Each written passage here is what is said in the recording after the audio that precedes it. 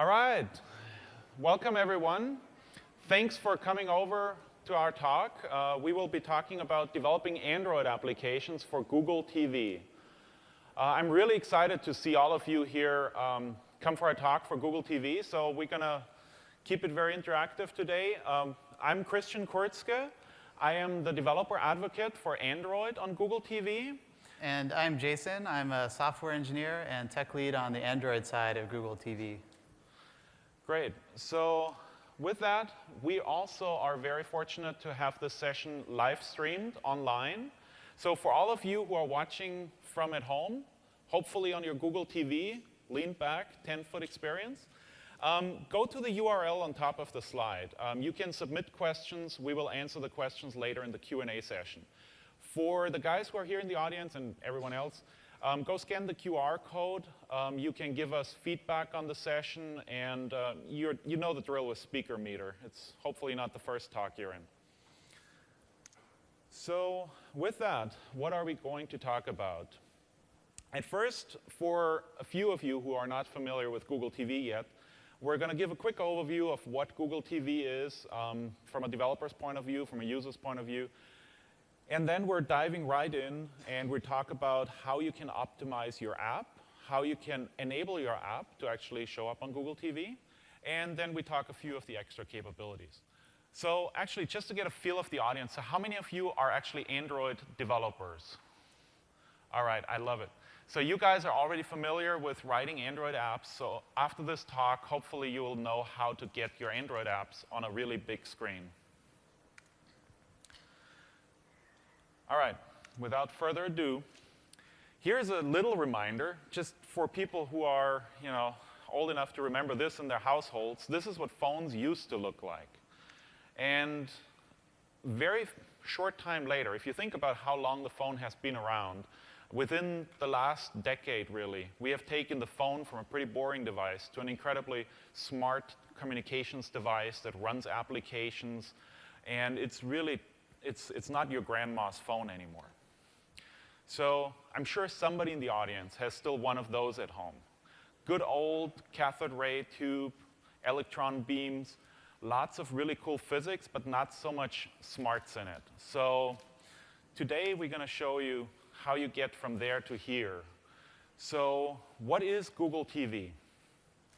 I know we announced it last year here at Google I/O, and since then, we have shipped several, or not we, our partners have shipped several devices. So Google TV is a software platform. It has been integrated in televisions, in Blu-ray players, and in standalone set-top boxes.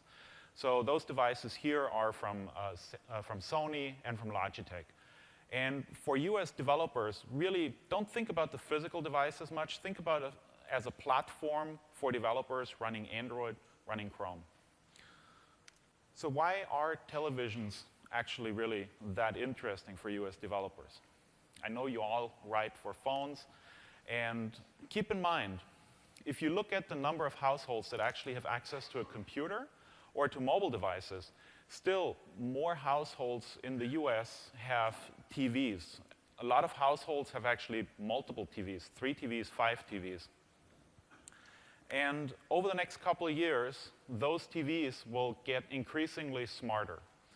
So we expect, according to some studies, that by 2014, more than 1/3 of the households in the US will have a smart TV. It will be connected to the internet, and will be doing a lot more than just watching shows. So, all right, so let's get right to it.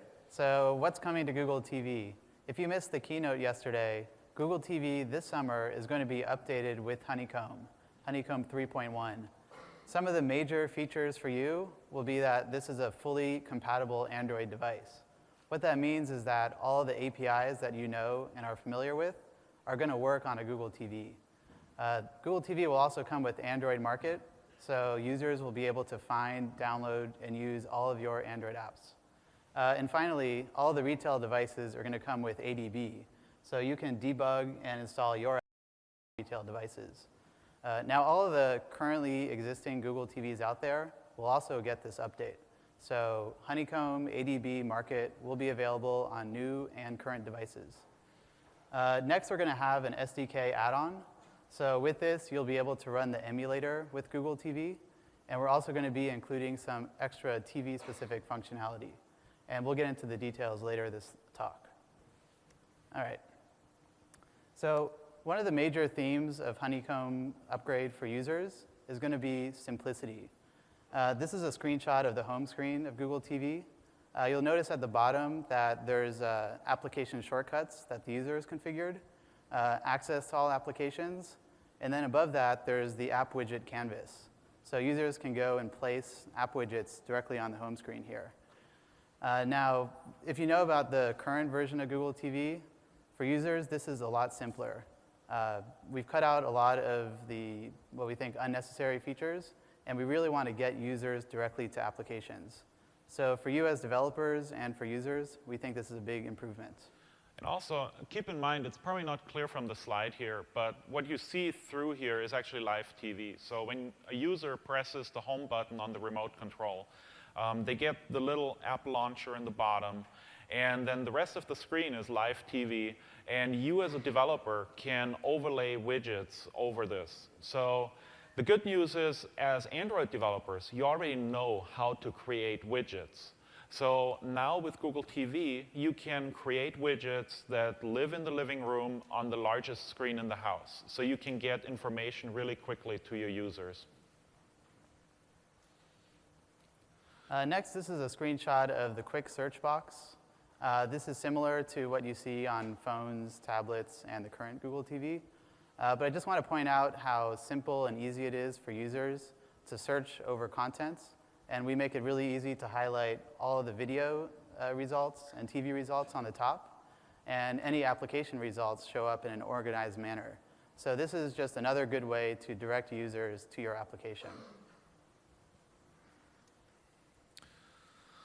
So this was a very brief overview of what the team has been focused on over the last year. So now let's look, how can you as a developer optimize your application to run on this device?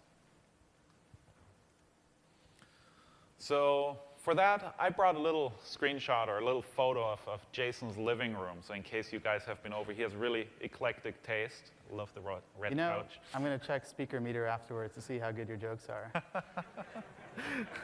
Zing! All right, so what I want to really highlight with this slide is the TV is a very new interaction model for users. So as a developer, you should really think of a TV not just as a big phone.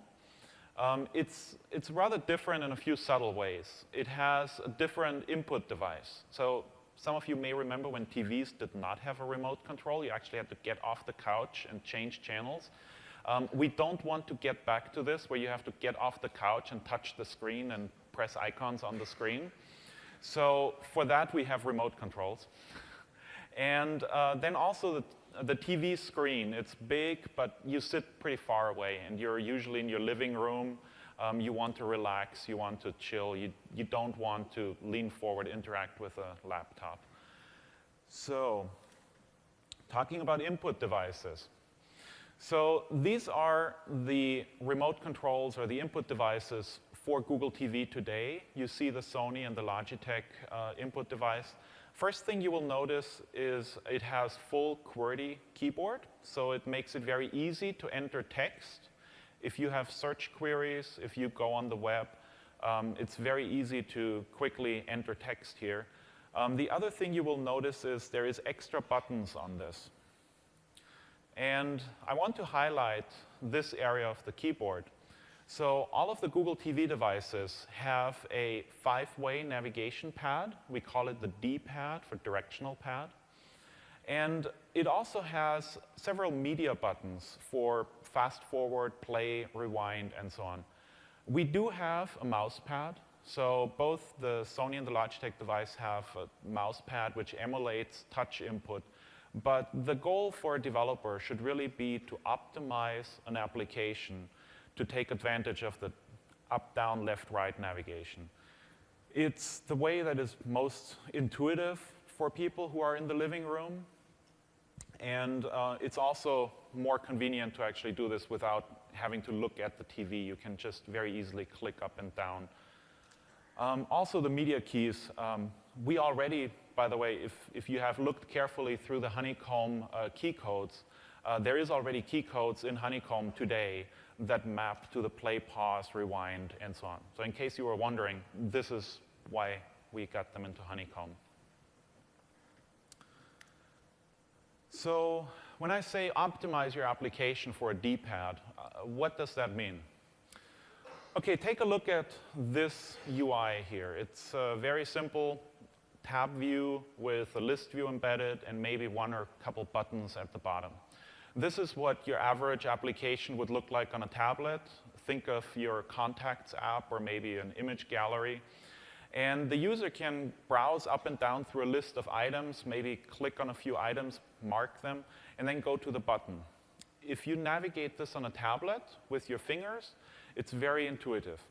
If you navigate this with only the up, down, left, right key, you will have to scroll through all of the items in the list view all the way to the bottom to get the focus to the button. This is not very convenient for a user to navigate on a D-pad. With a very simple change, you can improve the usability of this for a D-pad user. Also keep in mind, naturally, TVs are landscape devices. They're not portrait. So if you have a list view, the list items usually tend to be very long, and you should probably contain them in multiple columns anyways. So in this view here, we have 3 columns. We have one column with a list view for a list view in the middle. We have the tabs to the side and the button to the other side. Now you can very easily just navigate down, down, mark a couple items, and then left or right, switch the tabs or hit the button. A lot fewer keystrokes for your users and a lot easier to navigate. One other remark I want to make is, over the last couple months, we have been working with a couple of the preload developers and a couple of the early access guys, and taking an existing Android application and running it on TV. Very frequently, for a developer, you don't pay too much attention of where the focus next and basically previous and next focus of your elements are. Because on a touch screen, really you don't care as much. The user can just randomly touch things on the screen. When you develop for TV and you optimize for D-pad, take a second look at your layouts and make sure your elements are properly wired so that the next focus really is what the user expects. Right, there's actually a new attribute in Honeycomb for next focus forward because we have a tab key. So when users hit tab on the keyboard, it moves the focus forward and shift tab for back. So you can, if the system doesn't do what you expect it to, you can override the next focus forward. So we have the same problems with these layouts on non-touch devices when you look at the action bar. If you were around for the last talk and paying attention, you'll know that there's now an API in Honeycomb to standardize the action bar. Right? This is supposed to standardize the app navigation and highlight common actions. On the tablet, this is up here at the top. But you would imagine on a non-touch device, if you're navigating through a list in the body, switching tabs ends up being pretty burdensome using the D-pad.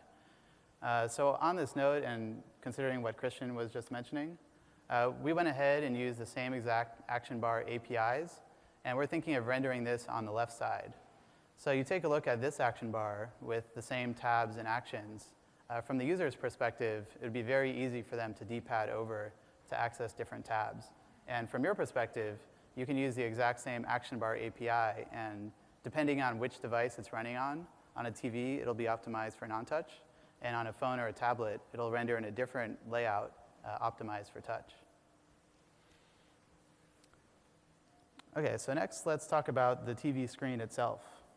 You know what this picture actually needs? This picture needs a couple socks. Oh, come. I'm working on my jokes. Anyways, anybody want some Google TV socks? Socks. I think there's some people in the back. All right. I'll have a few more. Let's try this. Oh, that's the wind. Front row seats. All right. Okay. That's what you get for being here early. Okay. So this might look like a familiar table to you if you've been on developer.android.com. This breaks down the different screen sizes. There's a small, normal, large, extra large screen. And there are also the different densities, so low density, medium density, high density, extra high density. You could see the old G1, that's a normal screen and medium density. The Motorola Zoom is extra large screen and medium density. So any guesses as to where like TV would fit into this table? Like what kind of screen, what kind of density? That, okay. Not sure what that means. Sucks for that. Well, it turns out that TV is going to be a large screen and either high or extra high density, depending on the resolution. Now, this might seem a little counterintuitive or maybe surprising, considering how big a TV screen is. And when you look at how many dots per inch a TV has, it's actually quite low. But there's actually a good reason for it. This has a lot to do with where users are sitting. So on a TV, you think that users might be 5, 10, 15 feet away from the screen, compared to maybe 1 foot on a phone or tablet. So really what matters is not the physical density, but the perceived density. So we went ahead and calculated basically the angular distance of a pixel. And in this picture here, you can see just on Christian's phone, you could kind of space it out. You can see that effectively the density is up to XHDPI on a 1080p resolution. This is actually a good thing because when you are using density-independent pixels, the same objects you have on a phone or a tablet should look roughly the same size on a TV to a user. So this is all for good intentions. So considering these density values, when you do the math, our screen size turns out to only be large. And when you think about it, when you're on a tablet and it's an extra large screen, there's quite a lot of space, so you could put pretty complex UIs in there. But given that we're a very high density screen, the system is going to scale up your assets more. So effectively, you have less screen real estate to deal with. So here is a little bit more for the people of you who were trying to keep track and keep notes of all the different densities and everything. So here is an overview of the resolutions and the screen sizes that we came up for Google TV. So the two main resolutions that we look at is 720p and 1080p. Those are the names of the two common HD screen sizes or screen resolutions. And for those of you who think in pixels, it's basically 1280 by 720 pixels or 1920 by 1080 pixels. After working in this team for about a year, those numbers, I dream in those numbers. So here's the DPI. So when we decided, as Jason said, based on the distance you're sitting from a TV, we did the math. We locked in the 320 DPIs for 1080p resolution. And it is much higher. If you walk up close and you actually count the pixels on your TV, just for fun, you will find approximately 50 pixels per inch on an average 40-inch television. But when you view it from a distance, it looks the same as if there was 320. With that, if you know how Android does all the resolution calculations, you have an effective screen size of approximately 960 by 540 display-independent pixels, or DPs. And for 720, we made sure that this virtual resolution, or the logical resolution, stays constant. And we adjusted the DPIs to 213, which you may be familiar with the regular scale. Typically, other devices which have a high density, they have 240, but 213 is close enough. And for you as a developer, the advantage is with those two values, you can lay out your elements the same for both 720 and 1080p. So your layouts can stay the same for both major screen resolutions. And the screen size is large. It makes sense. Most TVs come in like 30-inch, 40-inch, 50-inch. It doesn't matter which HDPI resolution you're running. So with that, we came to basically to the end results that it's a large screen with XHDPI or HDPI. Okay. too many X's and H's. So with that, let's talk a little bit about TV history again. So one of the concepts that you may or may not know from television is the concept of overscan and scan lines. So back in the good old days when you had electron beams drawing the image on your TV at home, the electron beam would actually go a little bit over the edges because you didn't want black on the sides, so it's safer to overpaint a little bit on the edges. And so that's where the concept of overscan came in. So effectively, if you look at a large display with the resolutions that we talk about, we have an effective physically addressable screen of 1920 by 1080 pixels. So that's what the maximum output can be. Now, modern TVs, even though they're all digital and we all think in digital terms, there is still the concept of overscan. And this may be because of manufacturing tolerances, or maybe for optical reasons. The manufacturers may have covered some of the sides with just the aluminum bezel on your screen, or maybe there was some manufacturing reasons to not have all the full pixels. What we found is when we just look at real-world TVs out there in the world, there is about, I want to say, 1/3 of the TVs which display close to the maximum, and the rest displays anything up to 5% or 10% less resolution. As a user, when you set up Google TV, you calibrate the Google TV to your visual area.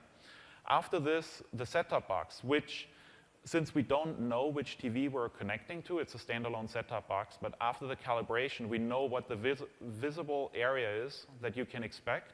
And Android, after this, will do the math for you, and it will make sure that if you, for example, request a full screen canvas, it will be only the visible area.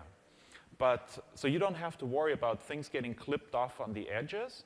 But as a developer, you have to be cautious to not make implicit assumptions about the resolution. You can, when you do a full screen canvas, you can get a resulting canvas that may be anywhere between the maximum resolution of 1920 down to something like 10%, 12% less. So the worst case scenario that we accounted for is actually the numbers here. It's 1692 by 952. So as a developer, when you write your app and you run it on Google TVs out in the world, just be prepared that those values sometimes may change. Yeah, I don't think you need to really know or understand about this overscan history, but yeah, just don't assume that 1080p on Google TV means you're going to get 1080 pixels. It may be somewhat less, but as long as you're programming for not caring about resolution, then you should be good. And when you write your app, try it out on different screen sizes. So either calibrate your TV, or we'll show you later with emulators. So the way you get around all this and what it means for you as an Android developer, it's already good coding practices to not have absolute layouts, to not assume coordinate sizes. So just use the regular Android mechanisms, things like relative layouts, linear layouts. You can float elements on the screen, or you can stretch certain UI elements, whatever makes sense for your UI. And 9 patches are your friend. Oh yeah, I mean, 9 patches, they have been around for such a long time, and we think that people would really be excited about them, but unfortunately, very often people still use hard-coded just image buttons or anything. So if you are not already using 9 patches, that's a great way to optimize your application. One other thing about the screen, maybe it's obvious, but you can't expect users to reorient their screen from like landscape to portrait when it's a TV. Given this, if you have an activity that is basically locking into portrait mode, or at runtime you're trying to set requested orientation to portrait, these really won't look good on a TV. So what you should do is just ensure that, first of all, your app can function in a landscape environment, and you should make sure that it looks good too. So just to recap, we think you can make a really awesome looking Android app on a TV screen if you understand what makes TV different. Thinking about the input devices, we don't have a touchscreen, but you should optimize for D-pad. And looking at the screen size and density, you could provide different assets and layouts and so on considering TV's attributes. So given this, we think it really shouldn't be a lot of work for you to take your app, your existing app, and make it look good on TV. Okay, so now let's look at a few examples from the real world. So over the last couple months, if you have used Google TV with the Pandora application, I want to just highlight how the Pandora application actually came about. So if you look here, this is the Pandora mobile application. I took a screenshot of it running in landscape mode. And it's a very clean layout. It has the cover art, it has artist information, and it has a few buttons on the bottom. You touch them for pause, forward, and so on. So what the Pandora team did is they actually reused a lot of their layouts, a lot of their, I want to say branding, a lot of their code also, to create the Google TV application that's preloaded on your Google TV today. Obviously, it's running on Google TV in a higher resolution, so they used higher album cover art, but everything else is pretty much the same.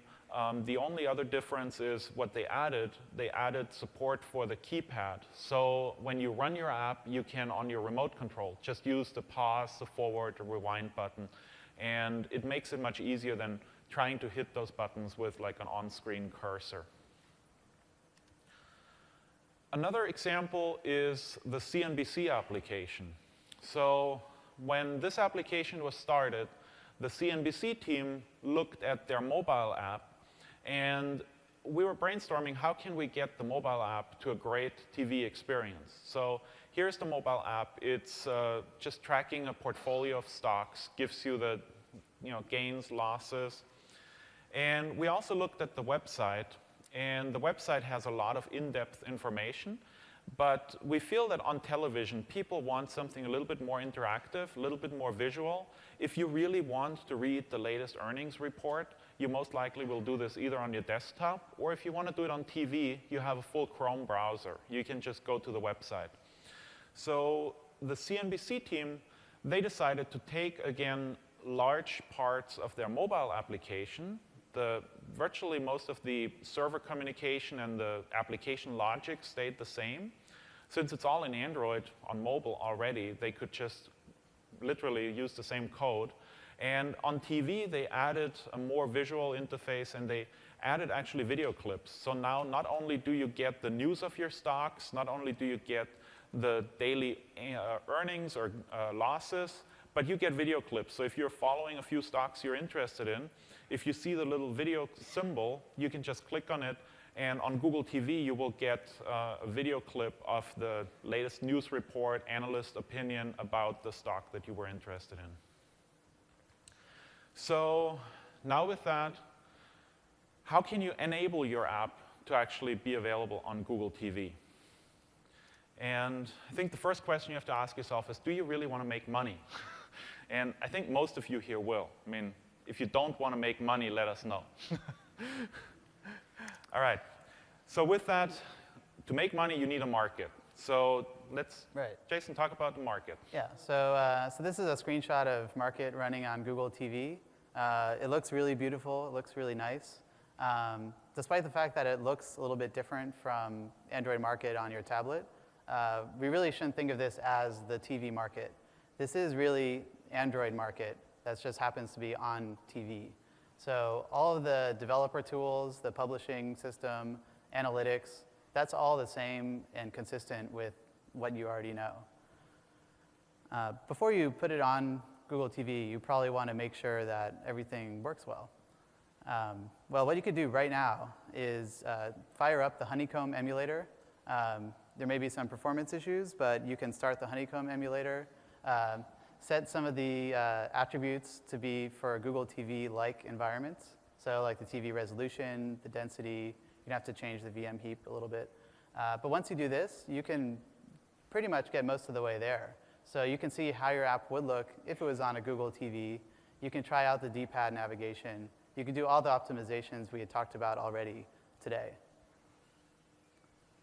What's going to come soon is we're going to release the files you need to run a Google TV in an emulator. The only real difference with this compared to what you could do today is any of the nuanced behavioral differences that we're introducing.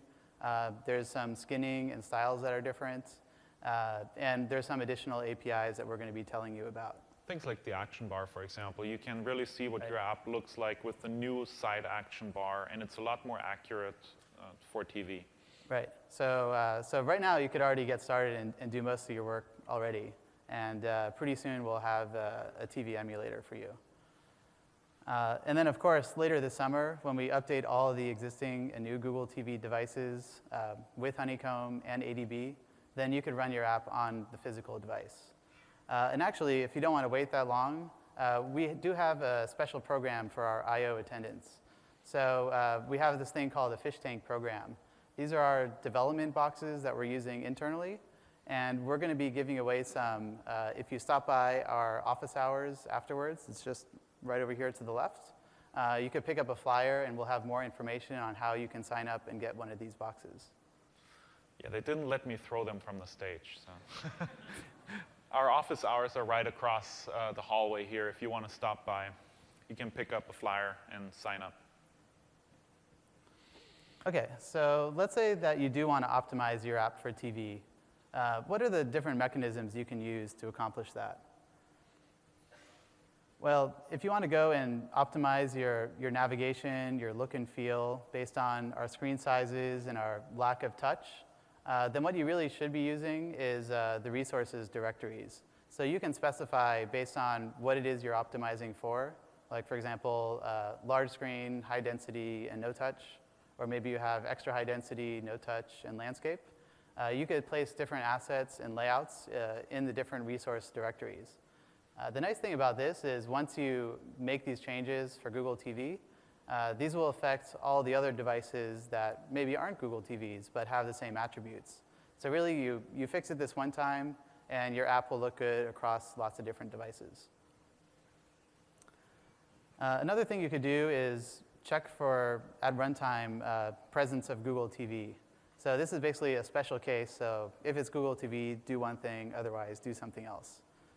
Obviously, it's special treatment, but if that's what you want to do, you can go ahead and do that.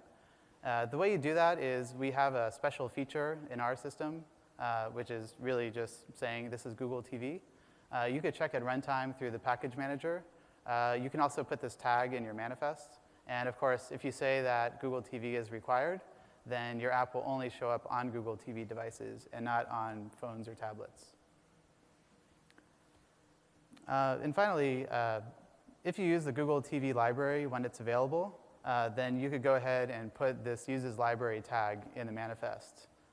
When you do this, then it'll load up the Google TV library, which has some extra functionality. And again, if you say it's required, then your app will only work on Google TVs.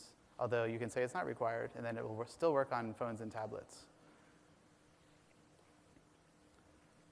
A little bit more about the features.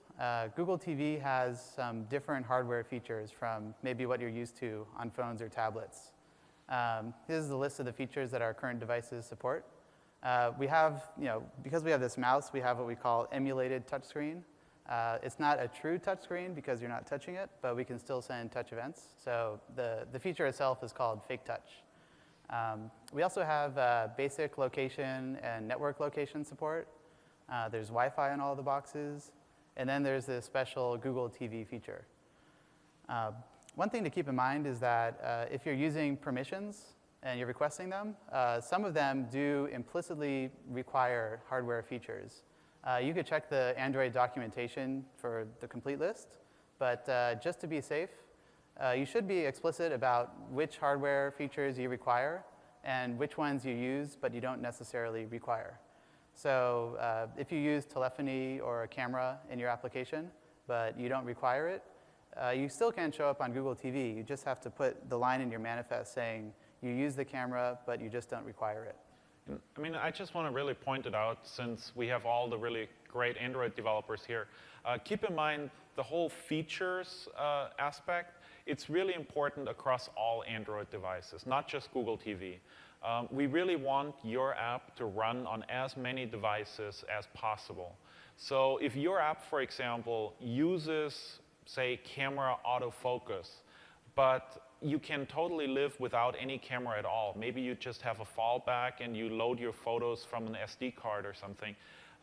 Don't require the feature, make it required false, and then check at runtime. And at runtime, depending on which device you are running on, you can make a decision and you can either show a fallback or you can enable the feature as intended. But this will help you to get a broad reach, and we want your app to run across all devices, including Google TV. A little bit more about the touchscreen capability. So if you do nothing in your manifest, so you don't specify anything at all about touchscreen, Market's going to go ahead and assume that you need a real touchscreen. This is for some backwards compatibility reasons. So what this means is if you do nothing and your manifest doesn't say anything, it won't show up on Google TV. In order to show up, you're going to have to make a change to this. One way to change it is if your app needs some sort of touchscreen, but you determine you're kind of OK with this fake version. It really depends on your app if you need someone actually pressing the screen or if you're OK with this mouse or other kind of fake touch. If this is something that you're OK with, then you just have to specify this in your manifest, basically saying you don't require a true touchscreen, but you do require some kind of fake touch. When you do this, actually, all of the real touch screens will still be considered fake touch. So when you do this, basically, your app will still show up on phones, it'll still show up on tablets, and it will also show up on Google TV. The other option is if your app is fully D-pad friendly.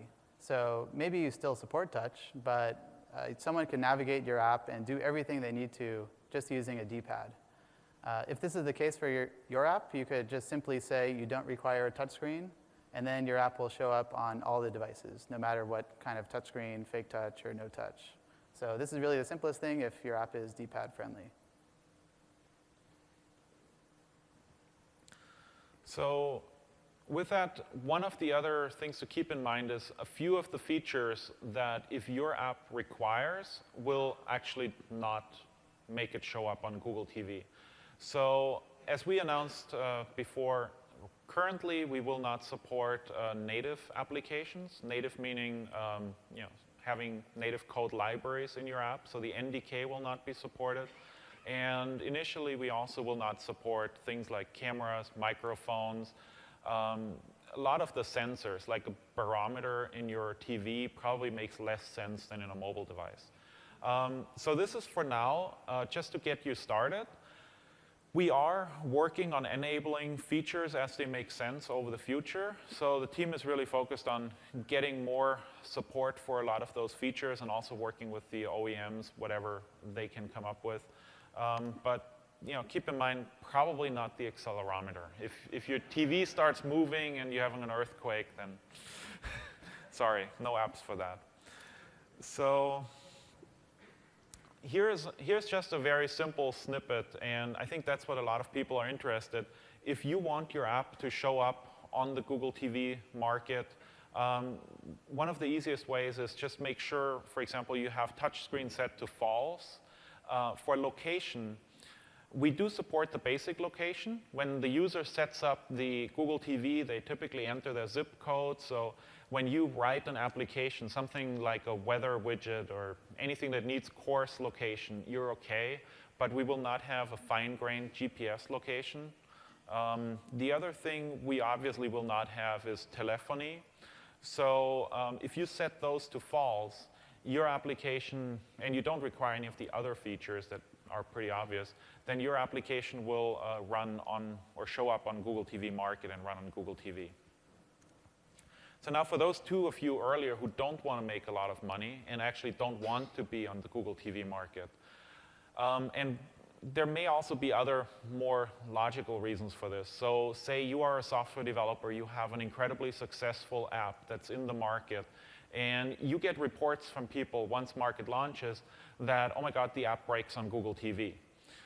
We actually would really like to have only awesome apps and a lot of awesome apps on Google TV. We would love you to actually fix the app. If you say, oh my God, I don't have time right now this week, there is finals, I can't fix the app, whatever, then you can opt out very easily as just want to re-emphasize, as Jason said earlier, by default, we assume that your app needs touchscreen.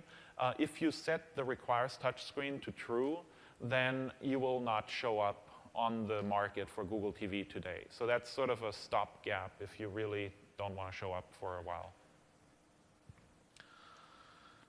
So let's check out a few other cool features. So now you've learned how you can optimize an app, how you can get it ready for the market. And Jason's going to talk about a couple extras that we have in store for you. OK, so first, the Google TV remote application. As you might know, this is an app that we released for iPhone and Android phones that you can pair with and then control a Google TV device. This is available right now. It works on the current version of Google TV. We've gotten a lot of feedback from users. Some people really love this, but we know there's a lot more that can be done with remote applications. So what are we going to do about this? Well, as of today, we're going to go and release the source code for this application under the Apache 2 license. So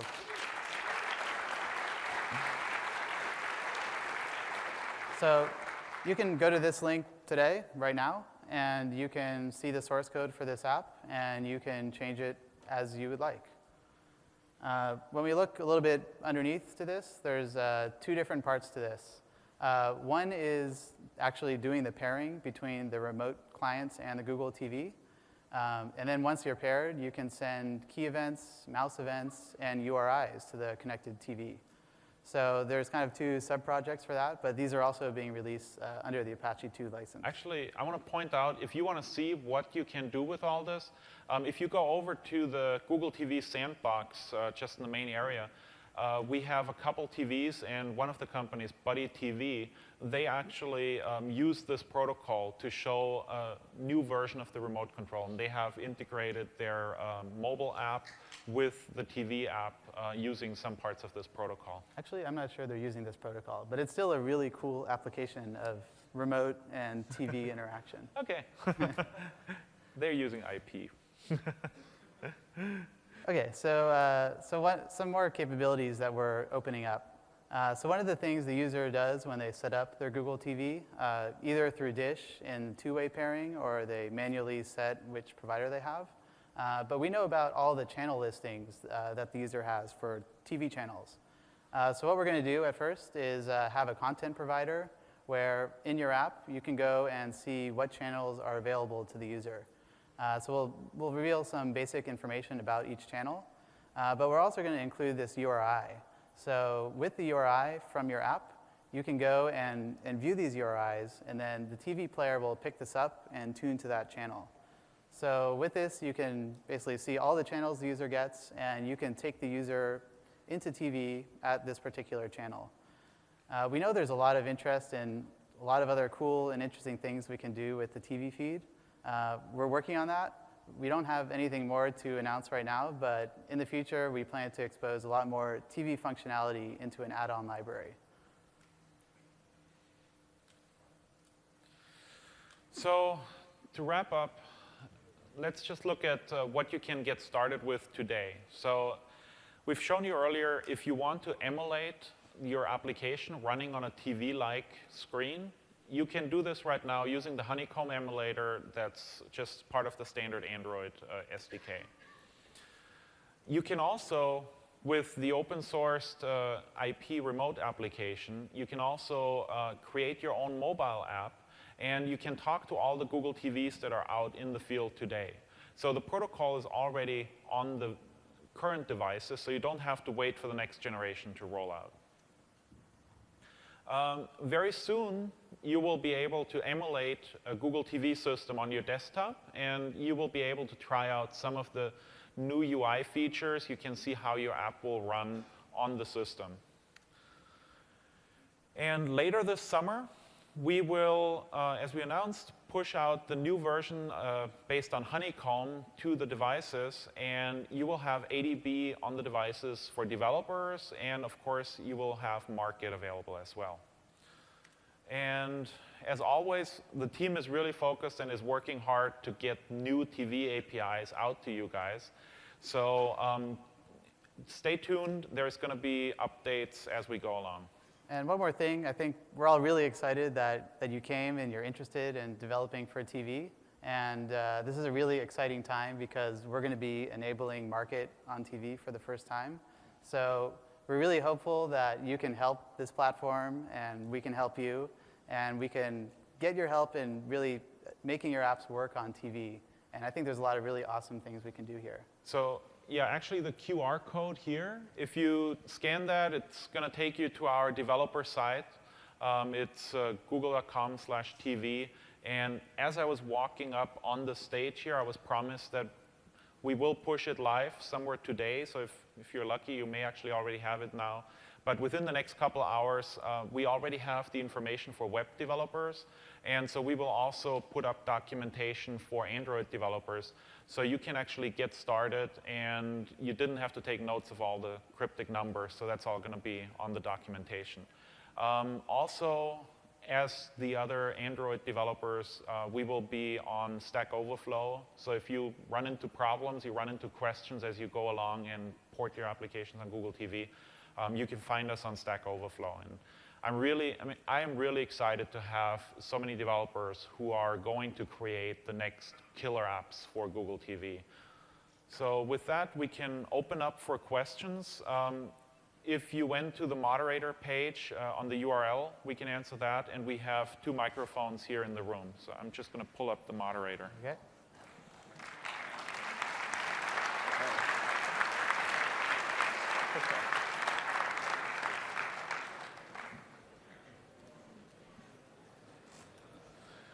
All right, so how about let's start with a live question from the audience. I'm a non-US developer, and I was just wondering, is there a program for international developers who want to add Google TV support to their applications, or is Google looking to only support US developers at the moment? So currently the program is very much focused on bringing the retail devices to US users. Once the Android market is open, developers from all over the world can theoretically publish applications that are available on Google TV devices. Sure, but there are problems with the emulator, as I'm sure most Android developers will tell you, specifically with Honeycomb. So getting hold of the hardware is pretty important to international developers who want to add Google TV support. So is there going to be a mechanism by where we can do it, or are we going to be kind of locked out? So for right now, we don't have a good way. I would encourage you to talk with some of our business guys over in the office hours or on the sandbox. But the fish tank program that we announced is only for US-based developers right now. Okay, should we take one from moderator? Sure. So the question is, can notifications be shown automatically on top of live TV? Well, I think the answer is yes, they can. So just using the regular Android notifications API, they will show up on top of the live television. So from the second microphone back there.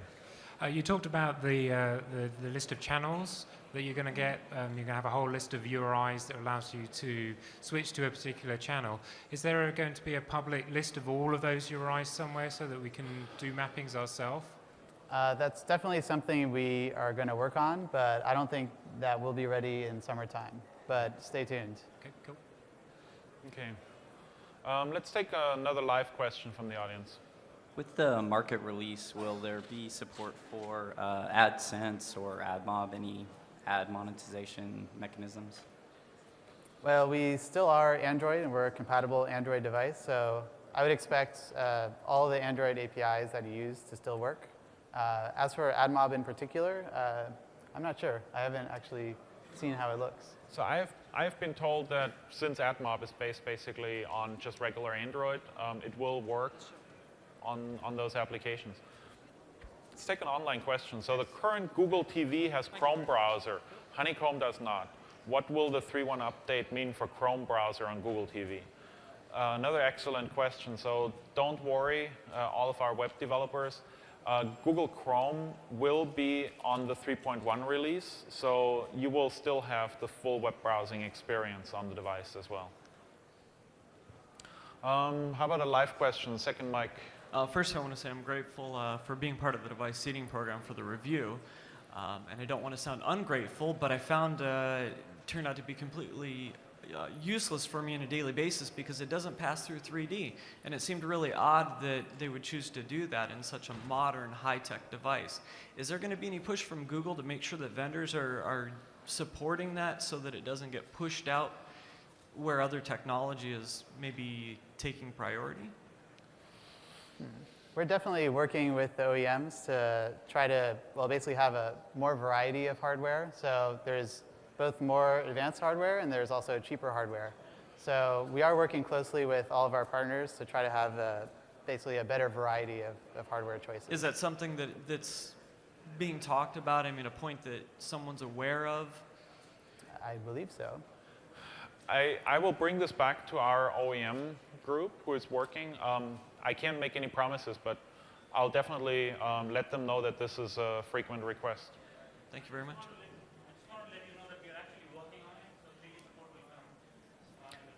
Great, glad to hear that. Thank you. So just for the audience, so our PM just said we're working on 3D support. It's on the roadmap. It's coming. Gentleman from the first. Yeah, I work for the mobile phone company, and I just want to ask you about if risk to transfer the mobile phone to TV, So I'm not including in the hardware design and software design. So the question was if you can port your existing Android application to Google TV. Yeah. Yes. Including the hardware and the software. So you mean for video decoders, there is support? No. Oh, okay. The whole system. Okay, maybe we should talk about later. I think definitely it's both a compatible Android platform, so it should be fairly easy to port applications. So yeah, you can find me. I'll be over at the office hours later, also for everyone else. Okay. Thank you. So the question online, so with the new update to Honeycomb, users will be able to use Xbox 360 and PlayStation controllers. Will Google TV also have this capability? Well, Google TV does have a USB host mode, so I would expect accessories to be able to plug into Google TV devices and use them. I haven't specifically tested Xbox 360 or PlayStation controllers, so I can't say for sure about that, but you can plug in some accessories and use them. We'll definitely look into this because it is an exciting opportunity. Yeah, and it makes our life easier that we already have the host port. So some of the problems that the mobile guys had are much easier for us, actually. So let's take a question from the second microphone. Is there a timeline for camera support? I mean, that practically screams video conferencing in your face. Yep, it is something we know about and are working on. There's a few different factors involved for getting it to work. One of the main ones is that basically to change the hardware features on an Android device, it basically doesn't let you dynamically change that. So we are looking forward to, in a future Android version, to be able to basically plug in new hardware and remove hardware. There's some market filtering issues and other issues related to that. So we're aware of this limitation and we're working on it. No specific timeline. Right, thanks. Okay. What's the Gentleman in outlook for getting more Google TV devices out there? We are working with our OEM partners right now. So we just signed up 2 new OEMs, Samsung and Vizio. So we are really excited for getting devices out. And as you know, with Android, since it is an open platform, the adoption is probably going to take off similar as in the phones. I mean, the phones we also saw the first year was a little bit slow once the critical mass. And I think what I'm really excited about is all the developers, all the applications, the adoption will also take up. Question online. So the TV is much more a shared device, and quick access to different accounts and settings for different users is a potentially critical feature. Is there any plan for supporting multiple user profiles? I could say yes, there is a plan. We're not going to have very good support in the initial update to Honeycomb, but this is definitely on the roadmap. And I guess there's a few things. There's switching users, and then there's multiple users at the same time. Even without full support from Android, I think there's a lot of really interesting applications to take advantage of the fact that you're in a shared environment. So some of the games and other things you can do on the platform, knowing that there could be 4 people or 3 people on at the same time, there could be some really interesting ideas for applications based on this. Okay, one more question from the back. Apologize if you already addressed this, but you had mentioned about hardware, new hardware that's going to be coming out and evolving. What's the time frame for that hardware and what's the changes? So I don't think we have any specific details about when new hardware is coming out. We're definitely working with a bunch of different partners to come out with various varieties of hardware, but no specific timelines on that. Will it be this year? No specific timelines on that. Okay. Yeah, thanks. so I think you can, yeah.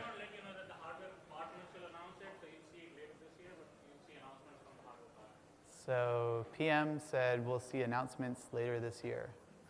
All right. We're safe. So we have 30 more seconds. So let's take one more live question from the front. Sure. With your adoption of 3.1, are you going to be supporting HTTP live streaming and the adaptive component of live streaming for any content consumption on the device? That's a very frequent request. We know that developers would really like that. We're working on it. So I can't make clear yes or no promise. I don't want you to hold me to that later, but we're working on it and we're expecting this to work. Okay, so we're out of time. So thank you very much for coming by and stop by our office hours.